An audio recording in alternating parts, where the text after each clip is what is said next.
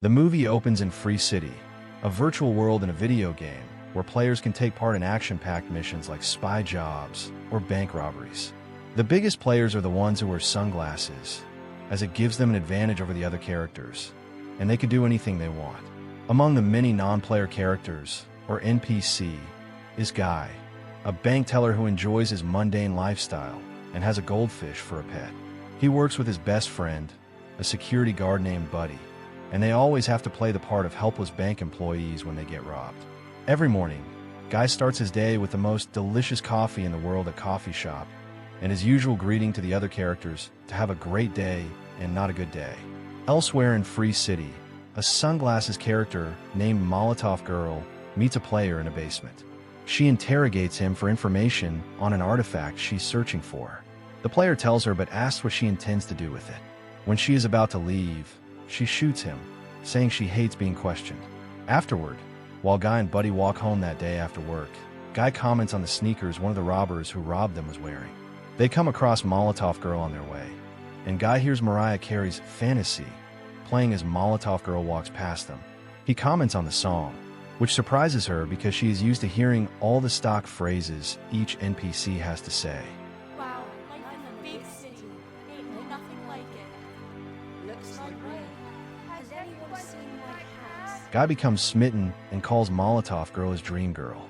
He follows after her, ignoring Buddy's warning that Molotov Girl is not in their class. While trying to get her attention, Guy is hit by a train, which sends him back home to relieve everything. When Guy goes back to work the next morning, the robbery takes place as usual, with NPCs lying helplessly on the floor. Guy sees Molotov Girl walk past across the street and decides to go after her. Buddy tells him it's risky and pleads with him to stay down. Determined to be with his dream girl, Guy summons courage and stands up, climbs over the counter, and asks the robber to lend him his sunglasses. The robber hits him to the ground, with Buddy and the others begging him to stay down to avoid being killed. He doesn't listen but fights the robber, accidentally killing him with the shotgun the robber is carrying after taking his sunglasses. Guy is not happy with the way things turned out because he never intended to kill the robber. However, he leaves the bank to go after Molotov Girl. Upon getting outside, and to his surprise, he puts the sunglasses on, only to see various parts of the game highlighted to show what they are there for. He finds health boxes on the street, and notices that the box disappears when he pulls off the glasses and reappears when he puts them on. He picks up the health box to fix himself up, becoming strong like every other player character in the game. Guy continues to see the world in another dimension and discovers that he can pick up money to pay his bills and migrate to a higher level in the game. Curious to know if the money is real, he goes to the ATM to check, only to find a lot of money in his account. However, when he arrives at the shop and tries to change things like his regular coffee order, the other NPCs appear to get suspicious of Guy, so he pretends he was only joking and sticks to his regular order. He starts acting and looking different, which stuns them the most. With his newly acquired sunglasses, he sees many things he could acquire as a sunglass character when he takes on a mission. He's almost hit by the train again, but this time, he manages to escape due to his newly acquired abilities. Outside in the real world, Tsunami, the company behind Free City, notices Guy's activities. They think he's a hacker using an NPC skin to take down other players. Two employees, Keys and Mauser, devise plans to get rid of him. Mauser suggests just banning Guy from Free City, but Keys reveals he's already tried, but to no avail, and termed Guy a good hacker. Determined, they decide to enter the game as their avatars, a stripper cop and a pink rabbit, to confront Guy. Once inside, they drive through the city, determined to track him down. Hey, 40-year-old virgin! Get over here! Guy walks closer, and they ask how he obtained his avatar skin, to which he responds casually, saying it's just his natural look. Mauser calls him a Neutrogena and states the rules of the game to him, assuming he's already familiar with them. An NPC isn't allowed to have a PC's avatar skin, as it ruins the mission and makes the game look bad. Keys then orders Guy to take off the skin, but Guy insists it's impossible. When they attempt to capture him, Guy escapes, running through the street.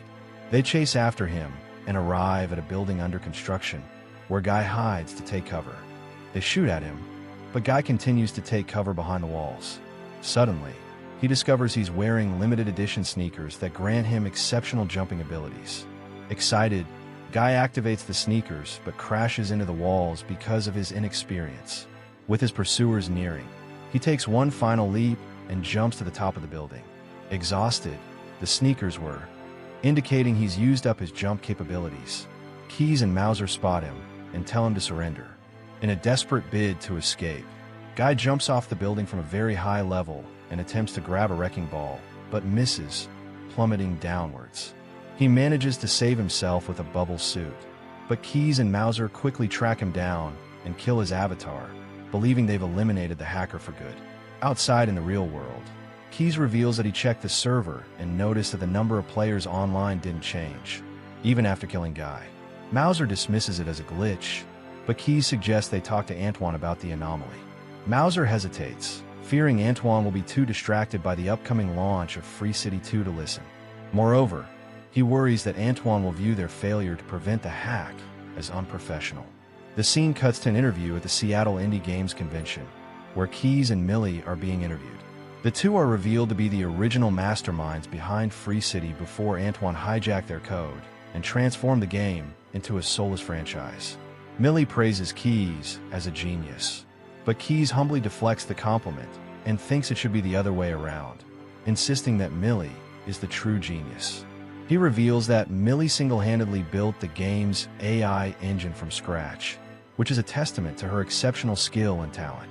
The following day, Keyes arrives home to find the TV on. He turns it off, but he's startled by Millie's sudden appearance. She had secretly entered the house and had been waiting for him. Millie reveals her plan to take down Antoine, driven by her discovery of a hidden safe house within the game containing proof of their stolen code, which she has been trying to infiltrate while playing as Molotov Girl. Keyes tells her that he's not interested, fearing it could cost him his job. He urges Millie to move on, to stop dwelling on the past. But Millie refuses, fueled by Antoine's theft of their AI engines and his refusal to pay them royalties. She reveals that she found evidence on a clip hidden in a gamer's stash house and begs him to help her secretly gain access. Keyes refuses and asks her to leave. That day, Millie returns home and logs back into the game as Molotov Girl. Using the information she gathered from the guy she interrogated earlier, she tracks down the warehouse, only to find it heavily guarded. As she assesses the situation, Guy appears behind her. Millie swiftly subdues him, suspecting he might be a spy. Demanding answers, she asks Guy who he is and how he found her, to which Guy introduces himself as the person he ran into on the murder train. Their conversation is cut short as the guards take notice of them and begin to open fire. Molotov Girl uses one of her abilities to activate a portal gun, creating a temporary escape route which they both jump into, taking them to a secret warehouse. Although Guy wants to join Millie on her mission, he cannot because he is at a lower level while she is at a higher level, which restricts his access to certain areas and activities. Undeterred, Guy starts to embark on solo missions with the glasses. He performs a series of heroic acts like recovering stolen money and rescuing children from traffic. His good deeds don't go unnoticed, and he soon becomes a viral sensation as players in the real world take notice of his benevolent acts and begin to share his story, earning him the nickname, the Blue Shirt Guy. His fame even extends to a mention on the popular game show Jeopardy! Inspired by his success, Guy tries to recruit Buddy to join him, having acquired another pair of sunglasses, but Buddy thinks it's too dangerous, fearing the risks involved. Antoine takes notice of Guy's rising popularity and instructs his employees to keep him in the game because of how popular he is. Meanwhile, the company is set to launch Free City 2, which Antoine wants out in 2 days, despite Keyes' warnings that the game is not completely coded and still glitchy. To make matters worse, Antoine informs Keyes that Free City 2 won't be backward compatible with the original game, meaning most characters from the first game won't return for the sequel. To eliminate Guy, Antoine unleashes Dude, a hulking, unfinished version of Guy. Buddy arrives just in time to help, as Guy is tossed around by Dude.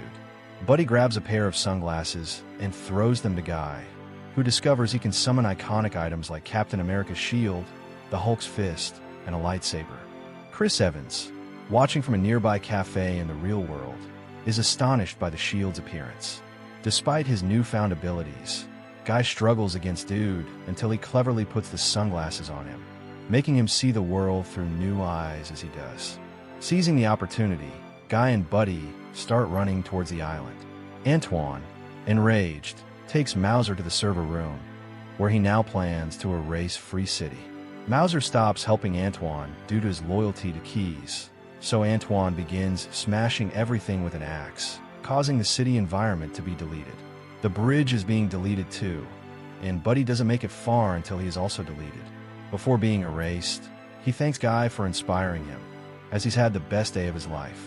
Guy runs fast enough until he finally breaks through the barrier and makes it to the island, which is then revealed to the NPCs and the players in the real world.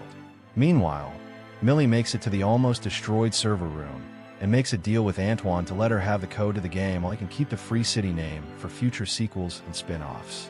Soon, Free City 2 launches to abysmal sales, and Antoine starts to face heavy scrutiny at work and in the media. Millie, Keys, and Mauser developed Free Life, making the game they always wanted to make with more expansive environments and details. Now, being more dedicated to the game, Millie must break up with Guy, but he completely understands and parts amicably with her.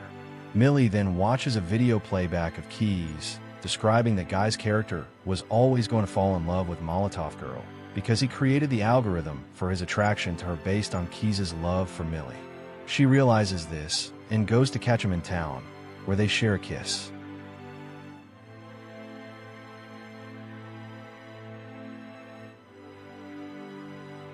Back in the game, Guy and Dude have become friends, but Guy misses Buddy. It turns out Buddy was brought back to life in the game, and the two best friends reunite. Buddy asks if they should return to work, but Guy says that they can now go wherever they want and do whatever they want.